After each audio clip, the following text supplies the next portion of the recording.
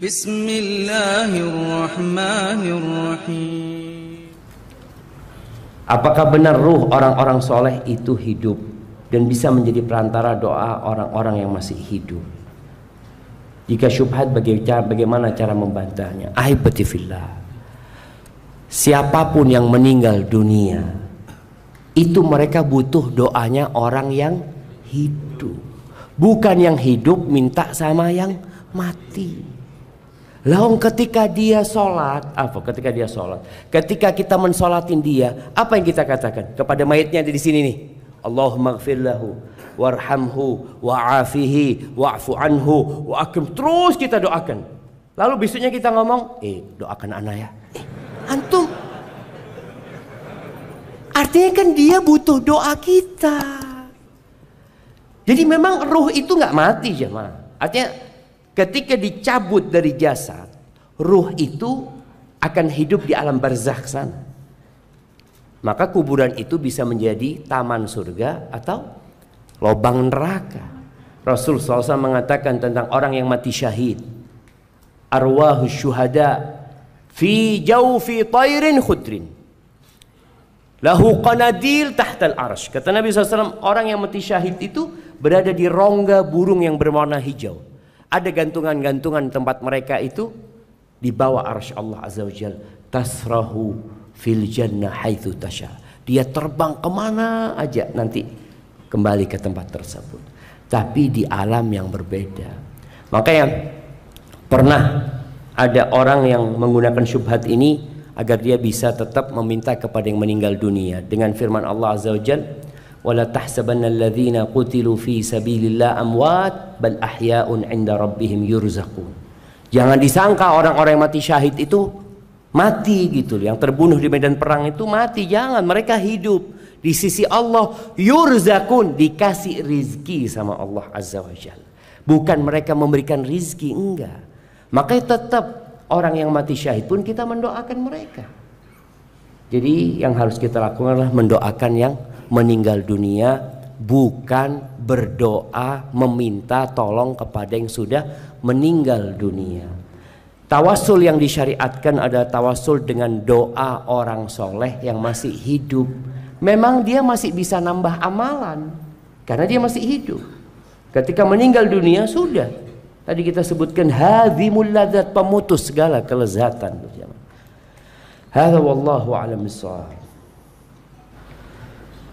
Ustadz, saya seorang mu'allaf dan orang tua saya telah meninggal dengan keyakinan non muslim. Bagaimana doa saya agar bisa menyelamatkan orang tua saya yang sudah mati?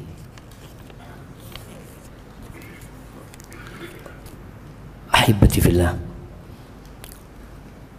ya semua bersedih ya ketika orang tuanya meninggal dunia tidak dalam kondisi Islam. Jangan tidak dalam kondisi Islam, dalam kondisi berbuat maksiat pun anaknya takut orang tuanya diadab. Mungkinkah kita mendoakan orang tua yang meninggal dalam kondisi non muslim? Nggak bisa. Allah Azza wa Jalla berfirman, ma kana lin nabi wal mu'minun ay yastaghfiru lil ladzina, ana lupa sama ayatnya jemaah. Mana imam kita mengingatkan kita? Baik. Nggak boleh buat nabi dan orang-orang beriman untuk memohonkan ampun buat orang-orang yang mati dalam kondisi kafir, walau kanu uli qurba, walaupun mereka itu kerabat mereka. Min ba'di ma tabayyana lahum annahum ashabul jahim. Setelah jelas mereka itu penghuni neraka jahim. Karena Allah sudah membuat keputusan, innallaha la yaghfiru an yushraka bihi wa yaghfiru ma duna dzalika liman yasha. Keputusan Allah, Allah tidak memberikan ampunan buat orang yang mati dalam kondisi melakukan kesyirikan. Yang selain itu masih ada ampunan. Artinya kalau Allah sudah memberikan keputusan tidak diampuni, kenapa kita berdoa ya Allah ampuni? Nggak ada sudah gitu. Ampuni orang tua anak, nggak ada. Tapi kalau orang tua mati dalam kondisi na'udzubillah ya, mungkin melakukan riba. Mungkinkah kita mendoakan orang tua kita? Boleh kita doakan. Karena semua dosa selain syirik itu masih ada potensi diampuni. Dan Allah mengharamkan surga buat orang-orang kafir. Makanya orang-orang kafir itu bagaimana Allah gambarkan dalam Al-Quran ketika mereka menyeru penghuni surga. Wanadau, mereka memanggil, an afidu alaina minal ma. Minta sudah. Kami nggak keluar dari neraka, tapi kami minta air saja. Minta seteguk air. Au mimma razaqakumullah, atau rizki apa yang Allah berikan kepada kalian. Apa kata penghuni surga? Innallaha harramahuma 'alal kafirin. Allah mengharamkan keduanya buat orang-orang kafir. Nggak ada.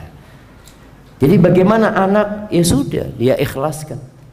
Sebagaimana Nabi Ibrahim ya. Nabi Ibrahim itu ya udah berusaha mendakwain bapaknya. Tapi bapaknya kan tetap tidak mau terima. Bahkan bapaknya ikut membakar Nabi Ibrahim alaihissalam. Nanti di hari kiamat di padang mahsyar, bapaknya datang kepada Nabi Ibrahim. Dia mengatakan, ya Ibrahim, al-an la a'si. Ibrahim, sekarang aku tidak akan durhaka sama engkau. Aku akan nuruti engkau. Anak tetap kesian kan sama bapaknya, jamaah. Maka dia mengatakan, ya Rabbi, wahai Rabbku, engkau berjanji tidak akan menghinakan aku ya Allah. Apakah tidak ada kehinaan yang lebih dahsyat daripada orang tuaku yang seperti ini? Kata Allah Azza wa Jalla, aku mengharamkan surga buat orang-orang kafir. Terus gimana perasaan Nabi Ibrahim? Bapaknya itu dirubah sama Allah menjadi dzikh, menjadi jantannya hina. Antum tahu henna? Allah rubah seperti itu, yang banyak kotoran-kotorannya ya, Ma. Ya, orang ketika ngelihat binatang maka dia akhirnya meninggalkan seperti itu. Jadi berusahalah kita untuk memperbaiki diri kita, orang tua kita yang meninggal dalam kondisi kafir yang sudah selesai urusannya mereka. Taib, ini menjadi pertanyaan terakhir jamaah. Assalamualaikum Ustaz. Ana seseorang muslim yang meninggal dengan cara bunuh diri. Bagaimana status agamanya?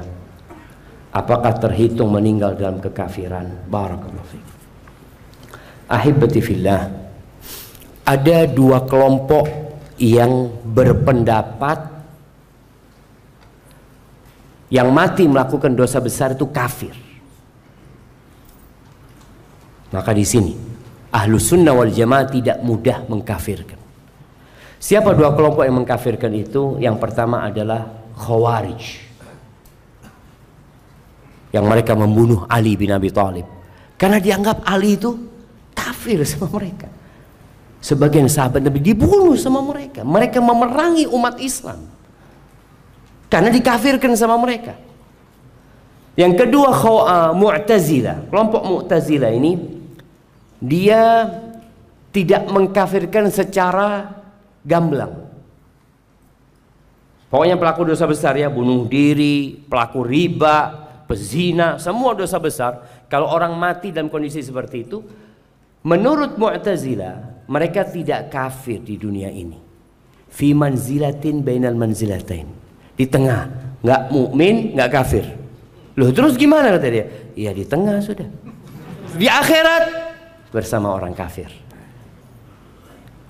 Ini, tapi pendapat ini menyimpang. Tadi kita bacakan bahwasanya semua dosa itu masih ada harapan diampuni kecuali syirik. Selama orang ini tidak melakukan kesyirikan, berarti masih ada kesempatan untuk dikeluarkan dari neraka dan masuk surga Allah Azza wa Jalla. Pokoknya siapa saja yang mati di atas tauhid, walaupun dia melakukan dosa besar, kemudian diadab di neraka, masih ada kemungkinan dikeluarkan dari neraka. Makanya Nabi SAW ketika bertemu dengan Jibril, lalu malaikat Jibril memberikan kabar gembira bahwa siapa yang meninggal dari umatmu mengatakan la ilaha illallah, la yusyrik billahi syai'an, tidak pernah melakukan kesyirikan sedikit pun, dakhalal jannah, pasti masuk surga. Walaupun akhirnya masuk surga, maksudnya walaupun awalnya masuk neraka ya, itu pasti masuk surga. Nabi SAW mengatakan kepada Jibril, wa in zana wa in sarak, walaupun orang itu berzina, orang itu mencuri, wa in zana wa in sarak. Ini keutamaan tauhid. Tapi jangan meremehkan dosa. Jangan berpikir nggak apa-apa lah, 2 hari di neraka. Wallahi jamaah, 1 celupan di neraka melupakan segala-galanya. Maka Nabi berlindung dari api neraka. Bagaimana status orang yang bunuh diri? Muslim, nggak kafir dia. Itu menurut Ahlus Sunnah wal Jamaah. Cuma dia fasik. Ahlus Sunnah mengatakan kalau ada orang Muslim melakukan dosa besar, maka dikatakan dia itu mukminun bi iman. Dia masih punya keimanan, tapi fasikun bi kabiratihi. Gara-gara dosa besar dia jadi orang fasik gitu loh. Bukan mukmin yang sempurna imannya. Hadza wallahu a'lam bissawab. Jamaah, itu yang dapat ana sampaikan, kurang lebihnya mohon maaf. Ana lihat matahari sudah meninggi. Semoga Allahumma ballighna Ramadan, Allahumma ballighna Ramadan, Allahumma ballighna Ramadan.